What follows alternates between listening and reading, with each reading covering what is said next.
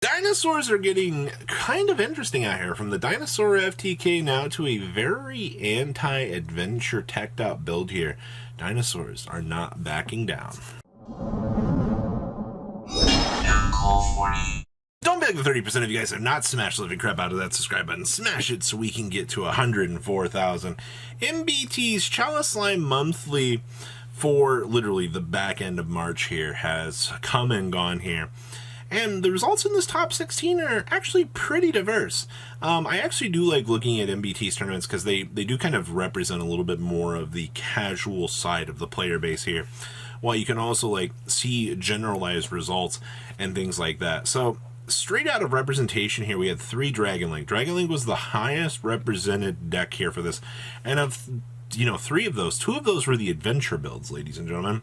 So you basically are seeing really high representation. Also, I do give a little bit of credit to Dragon Link, saying that I think that it's one of the higher skill curve decks in the format here. And then we had 1 Thunder Reese list, pretty standard stuff, 1 Cyber's Eldritch, 1 Praying Kids, 1 Lyricalist Tri Brigade. Now, interesting thing with Tri Brigade right now is Tri has been getting a lot of love right now, ladies and gentlemen, and I think a lot of people kind of threw the deck aside and was like, I don't want to play with you anymore. After the hits on the list, a lot of people were like, no, this deck isn't consistent anymore.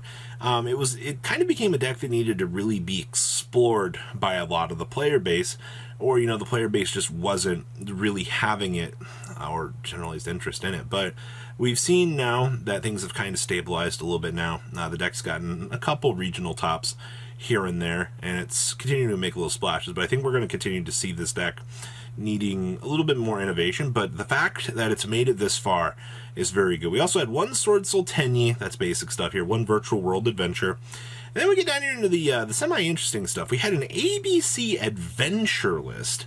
So this is all pre-Regulus, by the way, ladies and gentlemen. So technically, that expedites the process because it lets you discard a piece through Faithful Adventure, gives you the ability to put 2 bodies on the field so you can start making, link plays with the deck, which is actually pretty freaking nice. And, I mean, none of your pieces have any sort of, requirement for you, so that's no problem. We also had a Sky Striker Adventure. That's pretty common. Then we had Crusadia Adventure. Well, ladies and gentlemen, that's kind of cute.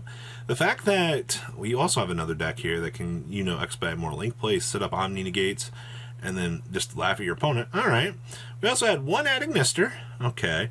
I swear that deck is like the Rogue King and nobody just realizes it yet. We also had Dinosaurs in here as well. We also had 1 Mystic Mine, which was Jeff Leonard. And, of course, we also had 1 Subterror list here. So in terms of a represented breakdown here, if it's good, I feel like it was here for some degree. So that's actually pretty interesting, all things considered. All right, we're going to pass on over for these deck lists now, shall we? All right, deck list out of MBT tournament here. So the first thing you're going to notice straight away here with this Dinosaur list is, yes, we are pretty tacked out against the Adventure deck. We've actually seen this a little bit more recently where Dinosaurs are exploring token collectors in the main deck because this card is just kind of free chicken tendies for this deck, ladies and gentlemen. I also see in here that we are taking full advantage of the scrap package here.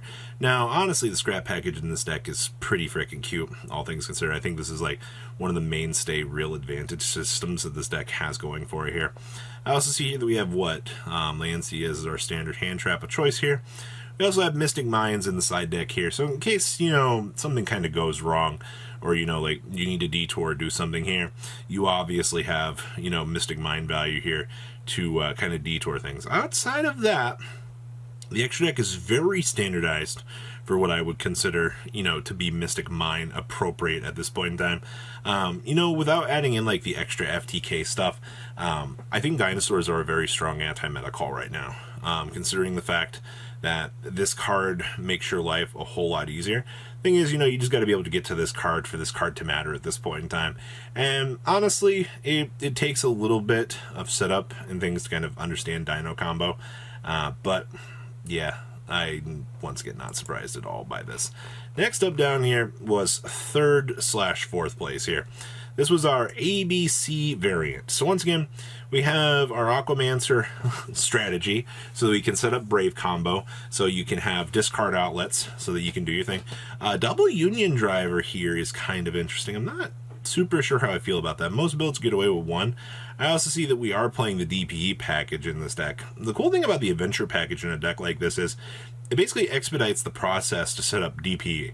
And, I mean, ending on DPE plus ABC Dragon Turret is absolutely amazing, right, ladies and gentlemen? There's not a lot of players that'll be able to kind of recover out of that. Also, especially since this giant crap turd will be able to separate itself and just laugh at the opponent. Also, 44 cards on this deck is fine. I don't see a problem with that. I see we're also main decking droplets here so we can board break. And, this duelist was also so prepared. They even went so far back as to play Clara and Rushka. That way they don't have to lose to any of, the BS that you'd have to deal with for some of the other shenanigans in the format. Yeah, looking at you, Secret Village of the Spellcaster. If this deck cannot play the game underneath Secret Village, holy crap. But this also puts a free monster in the graveyard, which actually just triggers off your pieces. So that's definitely something. And just main phase 2 restriction. Nothing too big. Outside of that, yeah, that is the ABC version that did well here. Now, top 8, we also had Crusadia. 43 cards, first of all, here. Now, I'm not really surprised to see that this functionally did well either here. We were on triple Crusadia power. Wow. I've seen most builds only playing one of this. We're not playing the field spell. Huh. So we're just using powers to make sure that our big Crusadia Equimaxes get through. So instead of this being like a true Crusadia, Guard Dragon shenanigans-y deck, we're just essentially using this engine is link climbing fodder, so we can sit up and do more consistent engines. This is actually pretty cool to note, actually. So because you can use this as a climbing engine, so you can do whatever you want here to basically set up, break opponents' boards and things like that, you don't have to worry about more of the bricks and things that you would get on some of the other sides of the equation. And I think that's actually pretty good to note here. You know what? I actually like getting a chance. Seeing the fact that you get a different light with this deck and a different ability to consider some of the combo lines, this is actually kind of interesting. I had to fully process this. This is not too bad of a build, ladies. If you're a Crusadia player out here and you've been playing online, this might be something you might want to mess around with, ladies and gentlemen, because this looks massively solid in terms of things here. Now, as we move along here, top 16, list 1 here is going to be, yes, adding Nister. I think that this... Okay, so here's my hot take for this format. I think this deck is a sleeper deck. I think a lot of players need to understand that when you have one-card engine decks that get the chance to just kind of go nuts, and, if truly left uninterrupted, they'll make some of the stupidest boards out there. And, a lot of players are not prepared for the arrival at all. It's just because there's a lot of people that would deem there are other decks out there that are a little bit better than this one. I can understand the differences in players not wanting to, try to pick this up and mess around with it. But I solidly do believe that this deck is very good. Especially, you get to main deck, cross-out designators here. I feel like the Parallel Exceeds might be a little bit too much. A lot of the OCG builds aren't touching Parallel Exceed at all. This just kind of feels a little bit more... win more at the end of the day. Also, to be fair, we don't have, Decode Heat Soul yet, where you can just get a free draw card mid-combo for no reason. So until we get that, I think for the most part, that this deck is still just a sleeper. But 2/2/2 on the hand traps, Silent Minings are fine. Yeah, you have a decent amount of hand traps present in this build. Not too dang bad, all things considered here. The Jeff Leonard special here, with now 800% more monster removal for the opponent. Who doesn't love the fact you just get to roll out all these hot tribute monsters right here? I love one-ofs I can just hand to my opponent and then Mystic Mine them. If you're looking for something crazy to play the game, I do like the fact that we've seen the recent innovations in Mystic Mine, where you have to play going second cards in order to lock up the mine.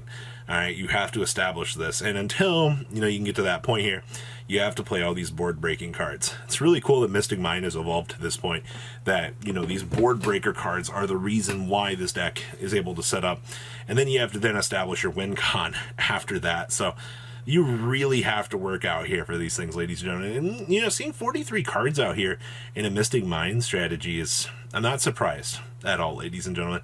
So that is your top 16 Mystic Mine list here. And the last list we have for this video here is none other than Subterror Guru. Skill drains at its finest. We have Lord of the Heavenly Sky Prisons here. Full Solemn package. And then down here in the side deck, holy crap, 15 anti-fun cards for the opponent. We really went all out. We said, you know what, screw this format. This is what we're doing. All right, well, that is your breakdown for MBT's Chaliceslime Monthly. Please leave a comment down below. Tell me what you guys think. Make sure you guys smash the crap out of that subscribe button so you guys don't miss out on more awesome content. And I'll see your beautiful faces back here later in the day, guys. Peace out. Patrons, thank you.